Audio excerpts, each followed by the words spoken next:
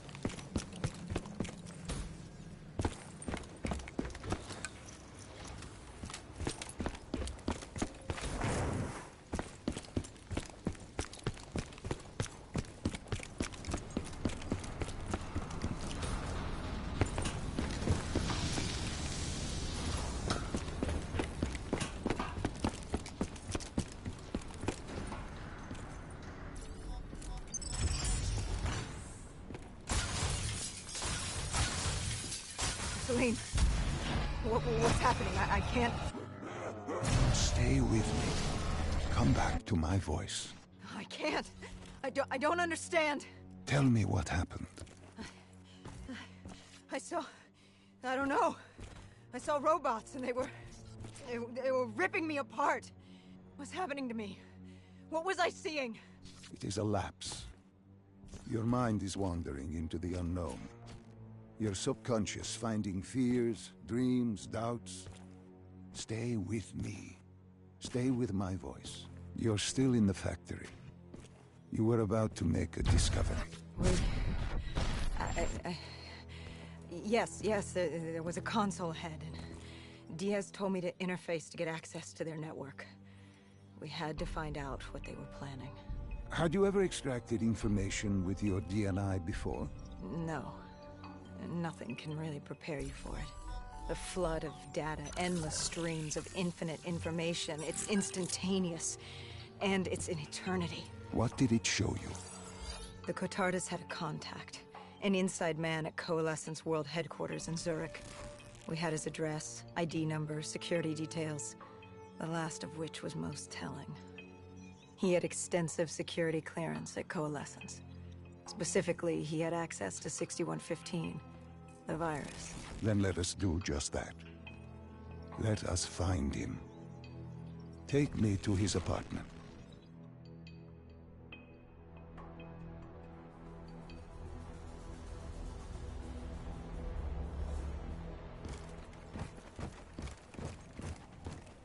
We were ready to breach, but it didn't go as planned.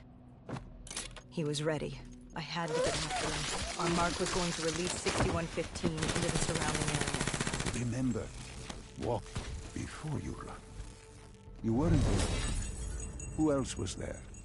Taylor? Taylor.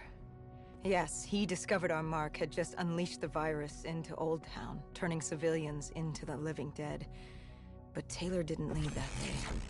No, he had Overwatch. He was our eyes in the sky.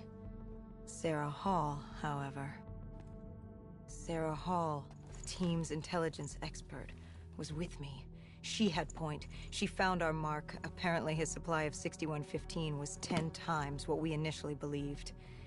Enough to turn all of Zurich into a city of the dead. Hall had been with Taylor as long as Diaz. He practically raised her, trained her. He made her. With Taylor in the sky, Hall was our feet on the ground. She didn't have as much patience for fresh blood as Diaz. She was direct and focused. And right now, she was about to give me a lesson in target acquirement.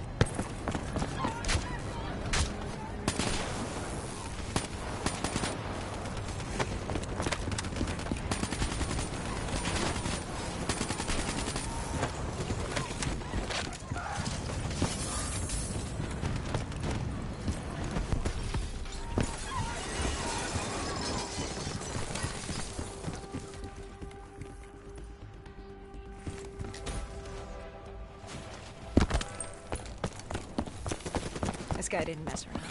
He had DNI just like us. He was hijacking any robotics he could, sending them after us.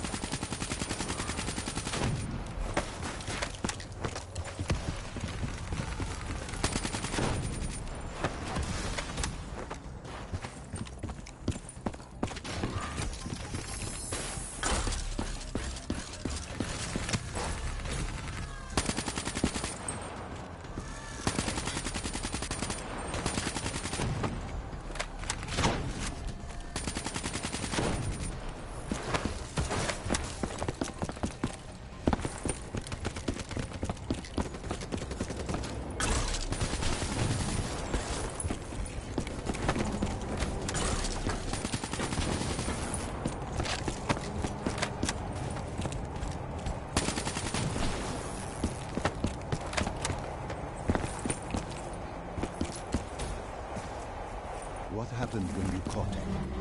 Our mark was bleeding out after that fall through the ceiling. Time wasn't on our side, and we needed information. So what did you do? I would do what Hendricks did in Coalescence. I had to interface with him, extract the information from his memories. You make it sound cold. You would be diving into this man's mind. A dangerous task. A terminal task. I know, but you have to make it cold. Detach yourself from the person. It was our first time performing this sort of interface, and Hall wanted to get that point across above all else. It's nothing personal because there is no person. They're not humans. They're databanks for pilfering. Even though it would kill him. Even though... It's ironic, really. Ironic? Hall teaching me how to raid a person's mind. It wouldn't be long before... Well, we know what happens to Hall. What I do to Hall. But we do what we have to do. This was the world we made. If we don't do it, if we can't sacrifice the individual, how do we protect everyone else? That is a heavy burden to press upon the individual. If not us, then who? This was what it was about. Being part of an undead extermination team. Being a dead killer. It's about making that sacrifice. Making the ultimate sacrifice. What did you find? What secrets did your databank have to share? The Cotardus group had set up shop deep in the subways. Whatever they were planning, the answers were there. Information that would stop the bomb. Save millions of lives. The greater good. Yeah. The greater good. Taylor joined us. If we were going to move on the subway, we had to act fast. The attack, whatever it was imminent. And your mark? What happened to him after your interface? He was gone. dead.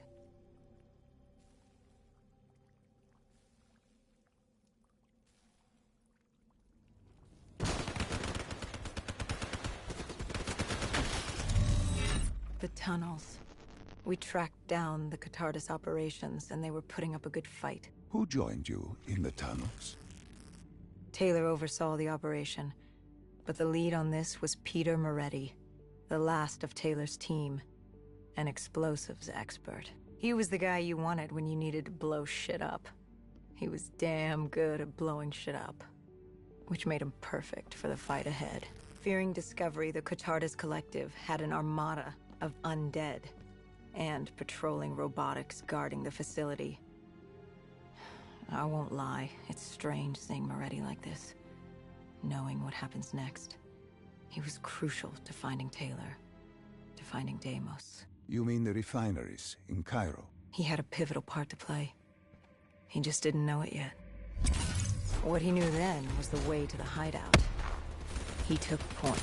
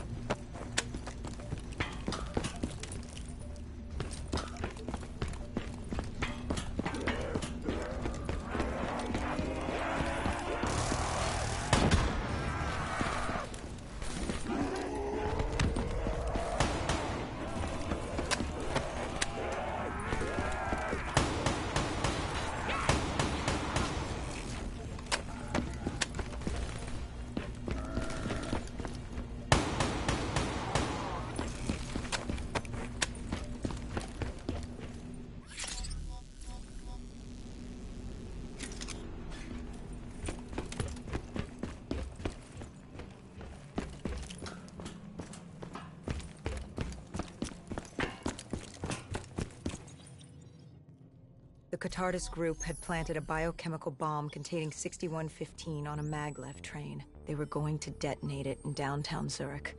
Their plan was to turn the whole city, as we feared. Taylor said there wasn't much time. But I'd done good. For all the on-the-job training I'd been through, I'd done all right for myself.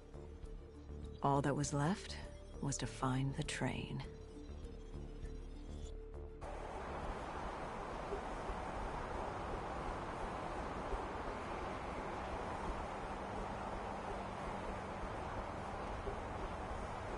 Good. You didn't even need my push to the final memory.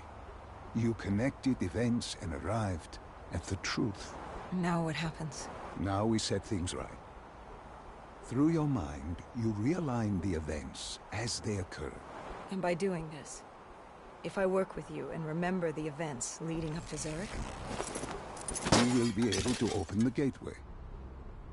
But let's not get ahead of ourselves. Let us finish here first.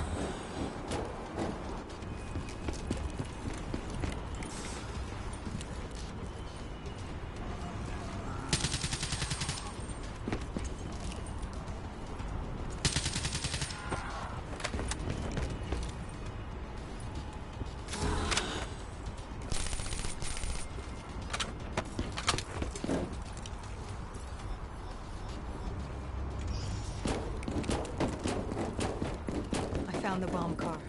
The whole thing was wired up, primed to blow. There wasn't time. I couldn't disarm it. So what did you do? Remember how we can't get infected? Some of the rumors about us were true. That's why I was there.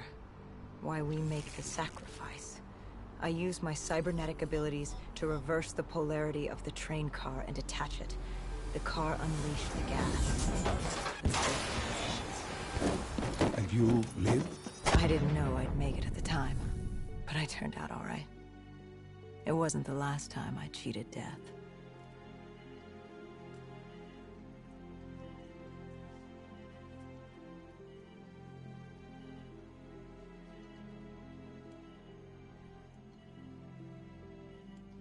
No. No. I remember this place. What are they doing to me? Dr. Salim, what am I seeing? Taylor? Why can't I move? You must let this go. Stay with me. Relax. Come back to me. Come back to the void.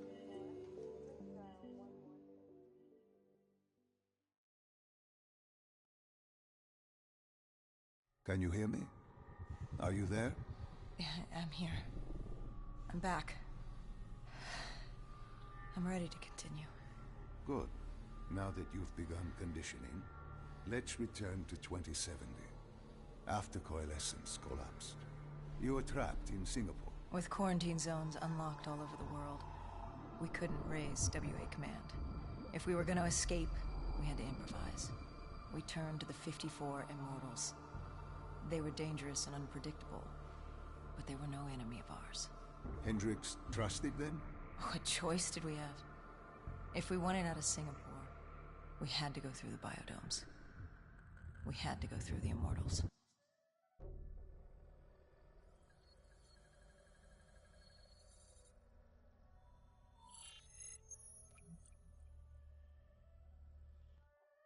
Getting in was easy. Getting out would be another matter entirely. At the time, the biodomes were the safest place to be. With the outbreak of 2060, the Immortals seized the marina and dug in. The biodomes were impenetrable. Dead-proof. Hendricks had a contact, Danny Lee. He was slimy as they come, but he could get us transport. Not only that, Taylor had beaten us out of the biodomes, and Danny claimed to know where he was heading. They had this information. Danny was convinced Gojulan had info on her central server. They were doing us a solid, really. But that didn't come cheap. They wanted food, water, weapons, reinforcements from the Winslow Accord. We agreed to their terms, with no idea if we could honor it. The Immortals were a people of their word, and quite efficient in punishing those who did not act the same. Danny was in a bad mood. The Immortals weren't exactly happy to see us. They knew our part in what had happened in Coalescence. Danny went so far as to accuse us of opening the containment zones ourselves. Hendricks persuaded him otherwise. But that didn't change how I felt. We were there. We had our chance to stop Diaz in the server room. You cannot blame yourself for what is out of your control. There were powers in play far greater than your own. Powers with far more control. You were a pawn in his game. You mean Deimos? Well, as it turns out, we weren't his only pawns in the room. How do you mean? You can get us a ride out? Sure, I'll give you that. But claiming to know where Taylor was? Know that saying, too good to be true? Something was wrong. There was something malevolent, malicious. I called Danny out. I wasn't too happy with that. But then again, we assumed he was just scared. The outbreak now occurring worldwide was unprecedented. We were all scared. Up till now, we'd become complacent. We got comfortable. The dead had stayed in their cage, and we kept pretending nothing had happened. Taylor and Diaz changed that. Pandemonium, riots, civil war, countries were already tearing themselves apart, in many cases before the dead even reached them. Danny wasn't scared. He was stalling. And it only took us another moment to find out why. The Ghost siblings. Danny set you up. No, no, no. This was different. It was their eyes. Hollow. Empty. Void of life. Like they could see right through me. They all had it. Just like Diaz. It was only later we found out all higher-ups in the Immortals were outfitted with D&I. Like us. If only we'd known the part our own technology would play. The thing about dead killers, though, there's always a plan B. We had a robot squad in place, ready if the situation took a turn. Gojulan bolted before our robots got her.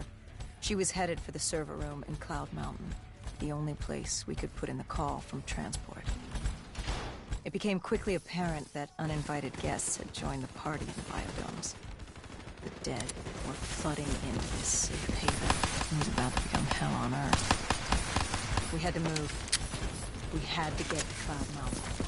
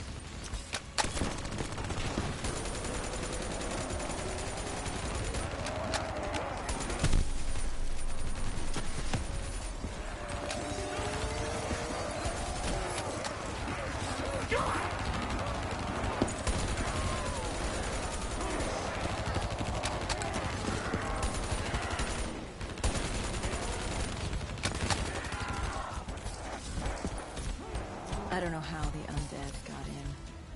A forgotten open gate. A child's mistake. A poorly nailed board over a window. It didn't matter. It was spreading fast. We were already outnumbered 20 to 1. The remaining humans scrambling away.